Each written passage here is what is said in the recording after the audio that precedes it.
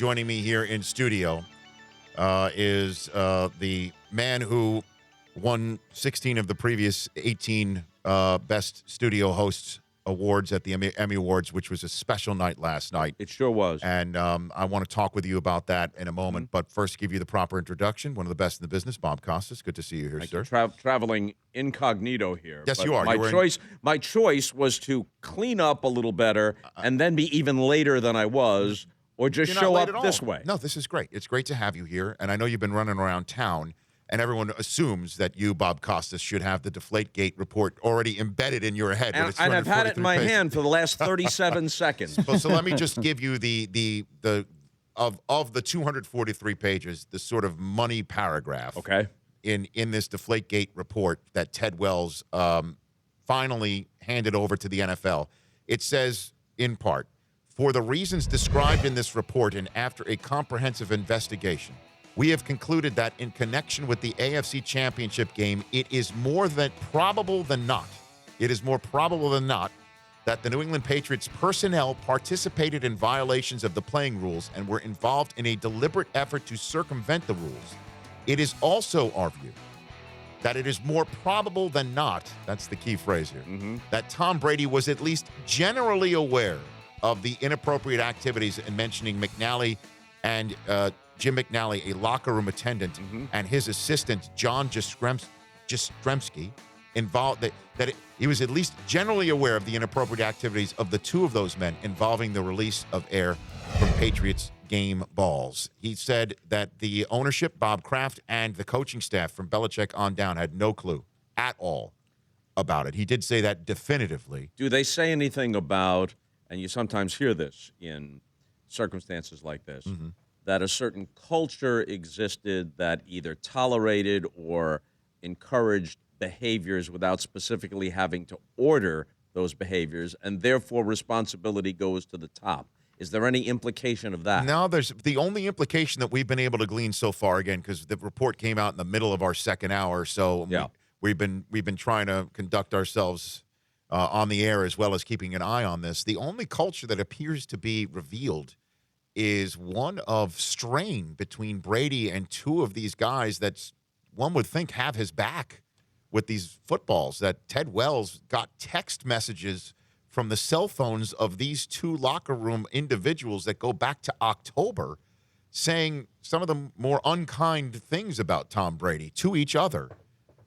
Why would they be upset with Tom? I guess that he's placing undue pressure upon them. Is that Chris Law? That was some of the essence of it. Some of the other stuff was apparently, ball boy attendants at baseball games or in leagues. They usually get gifts at certain times a year, and apparently Tom was a little light in the pocket on some of those gifts. Yeah, you give the clubhouse guys. Yeah, you give the clubhouse money. attendants some weight for keeping your bats all in check. Sure. Or Or giving one shoes and not the other. And that was a kind of a part of it. Apparently, Tom either was a little cheap or didn't do much of it, and they didn't take too kindly to it. According to them. According to them. So dirty laundry was aired in that regard. So you spoke to Tom Brady Super Bowl week for the NBC broadcast. I did, and obviously we didn't have the necessary information. Nobody did at the this time. information, but we had a general idea. And as I think back on it, having been aware of all this for the last 5 minutes, I think the first two questions to Tom were, A, wouldn't somebody who does this for a living be aware of even a slight difference? Wouldn't he have a preference of some kind?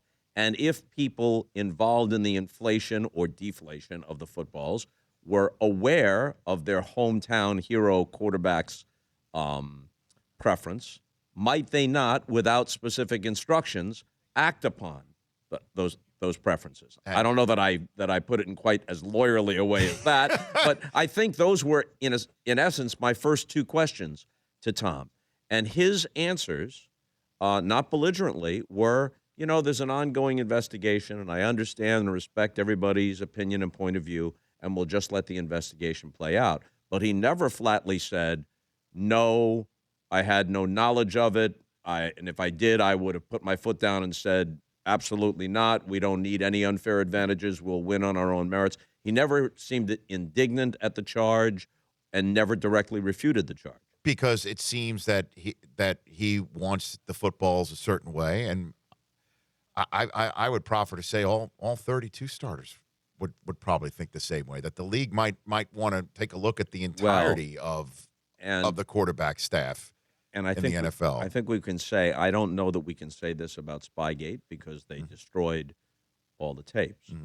But I think we can say that the New England Patriots would contend for the Super Bowl almost every year without any skullduggery of any kind.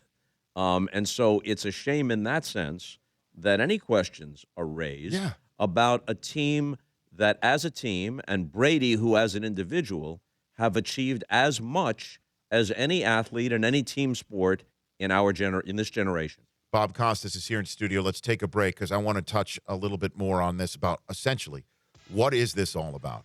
What can the fan who is listening to this show or watching it take away from just the first blush reading of this report and all the knowledge, Bob, and also talk about what Ernie Johnson did last night in front of all of us last night on the Upper West Side of Manhattan. We're back from near Tribeca here in Lower Manhattan with Bob Costas in just 1 minute's time on the Rich Eisen Show.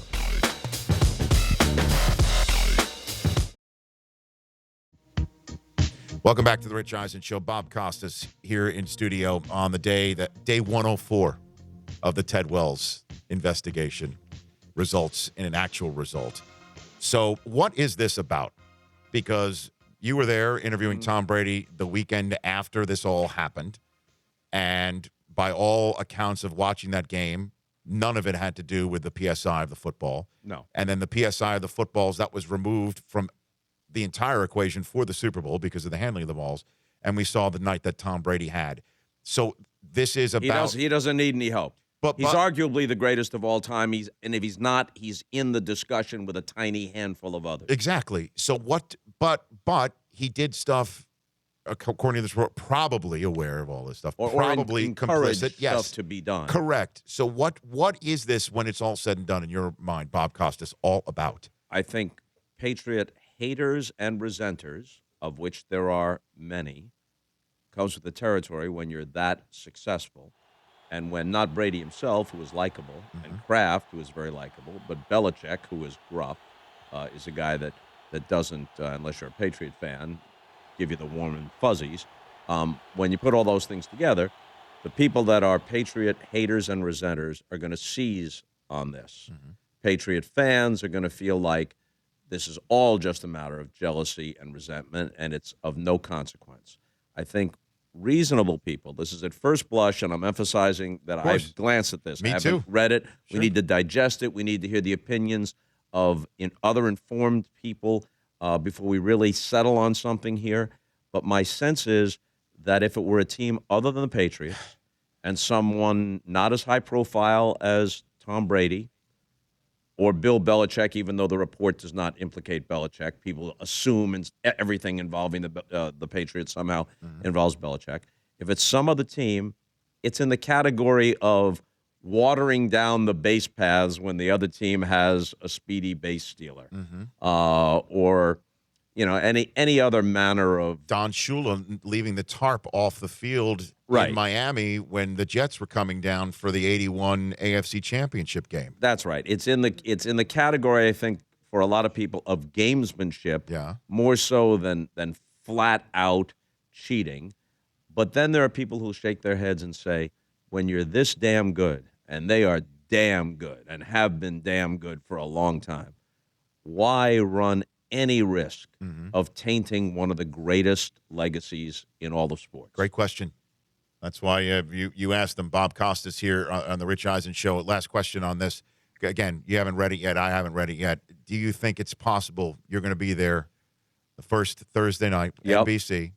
You'll be sitting there talking about how Jimmy Garoppolo might handle the Steelers' defense because the league went ahead and sat Tom Brady down for this sort of thing. You don't rule anything out. I doubt it. Is it possible? Yeah. Again, we need to digest all this. Sure. But, boy, that's an intriguing possibility. I mean, we were just beginning to wonder about that. They hang the banner. It's the first night of the season. NBC is there. You're there, Al, Chris, the whole crew, Dan, and Michelle Tafoya is there, and Tom Brady's not. I can guarantee this. We will pursue vigorously interviews with Tom Brady, interviews with Ted Wells, interviews with Roger Goodell, with Bill Belichick, with Robert Kraft. Again, Kraft and Belichick have been exonerated according to this report. That's not my point. But anybody that would have a legitimate point of view on this, especially Brady himself, will pursue interviews with all of them. Bob Costas here on the Rich Eisen Show. We had Jim Lampley phone in yesterday talking about the Pacquiao-Mayweather fight. He sounded like a man who needed a shower. Yeah. Is what he sounded. He was disgusted. Let's just play a quick soundbite for Bob of Lampley on the show yesterday. Well, I think a lot less of it now. It was a cynical enterprise to begin with in certain ways, and now seems even more so. You know, I feel terrible for anyone who spent four figures on a ticket. Feel bad for people who spent $80, $90 on pay-per-view who were not given proper information in advance on what it was they were seeing. Have you ever been in a position where you called an event and then just wanted to just wash your hands of the entire proceedings, like Lampley sounds like Not right now? Quite in that way. Obviously, there are times when you're disappointed, where there's a big build-up and the game turns out to be a dud, but not for anything like these reasons. You know, Manny Pacquiao has a pretty darn good image, or had.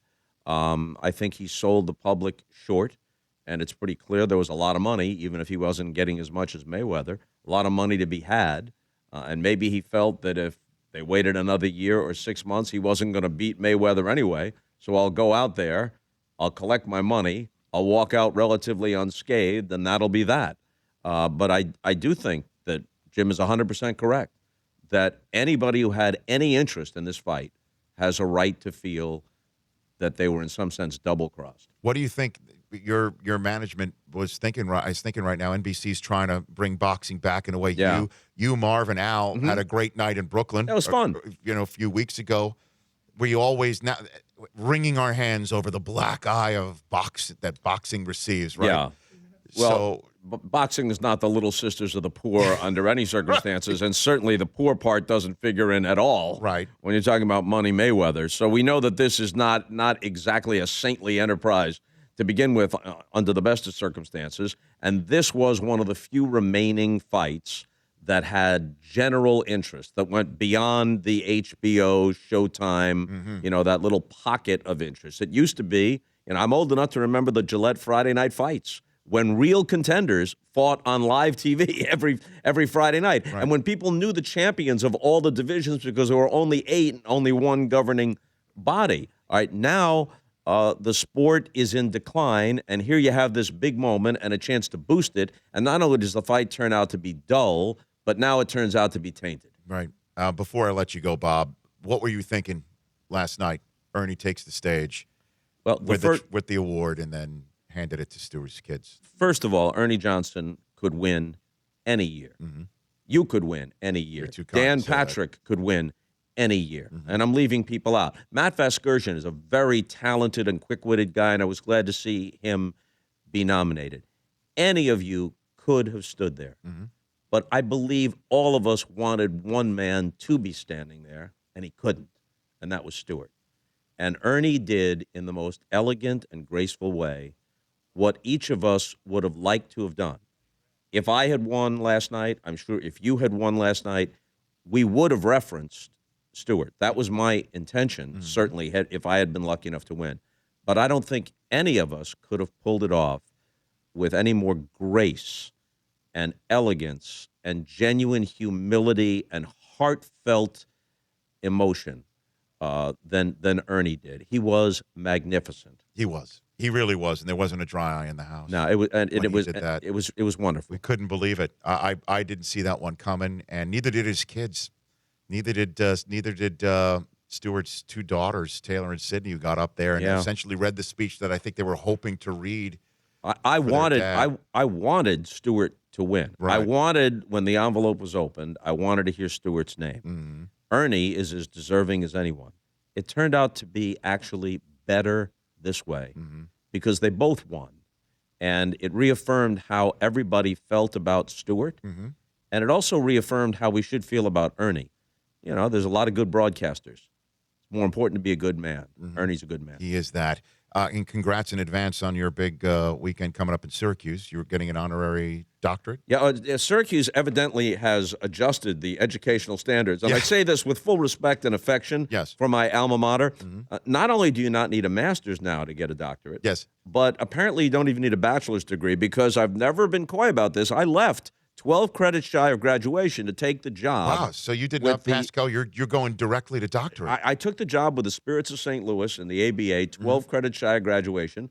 I think it was the right thing to do. I've stayed loyal and connected to Syracuse ever since. Yeah. But apparently you pass go, collect the $200, land on free parking, take the kiddie, the whole thing. Well, congratulations on that. And the Newhouse School, obviously, at Syracuse is great an institution. You've got a Syracuse graduate in Chris Brockman right there. And Correct. Here's how proud we are of Chris Brockman. Right. This is how he pronounced the winner of the Kentucky Derby the other day on this show, Bob. You should know. American Pharoah. American Pharoah. That's what they teach at the Newhouse School. Would you? Now here's my defense, Bob. You cannot have more of a decorated broadcaster to plead your case From your alma mater. To plead. Go ahead. Bob, American Pharaoh is spelled Pharoah. Yeah, they actually misspelled Pharaoh, right. And so I saw that, not knowing anything about the horse last week. I looked up the list and I said, oh, that's Pharaoh. What about the horses have crazy names? You don't know what the names of these horses are. No, this is the ultimate judge and jury here. Is that Do I get a pass on this, Bob? Is that a viable excuse, Bob? Well, I'm looking over my doctorate here. Nice. And I now have it within my power to confer upon you a pardon from the university. Although I would like to say that I rank as no more, and I haven't gone through a comprehensive list. Yes. I put myself as no better than the 4th ranking doctor in sports. There's Doc Emmerich, who actually has a legit PhD. Okay. Terrific play-by-play man. PhD in communications from Bowling Green. There's the great Doc Rivers, who once, when coaching the Celtics, was asked, how soon will Garnett and Pierce come back from their injuries? And his answer was, you realize that Doc is a nickname, don't you? And then there's Dr. J. Yes, there is. So I don't even win, place, or show. You don't even, and then there's Jack Ramsey as well. Oh, Dr. Jack. There's Dr. Jack. Oh, come on. Who, by the way, would always use the way that the Brits refer to teams in the plural and the singular. The Miami Heat have to, have to go and do this sort of thing. I would always sit there. I'm like, wait a minute, is he wrong? And then I realized, no, that's Dr. Jack Ramsey for a reason. I'm not even in the field. Let's be honest. Bob, thanks for coming in. I appreciate it. Thank you, Rich. You bet. The Rich Eisen Show, weekdays at noon Eastern. On Audience.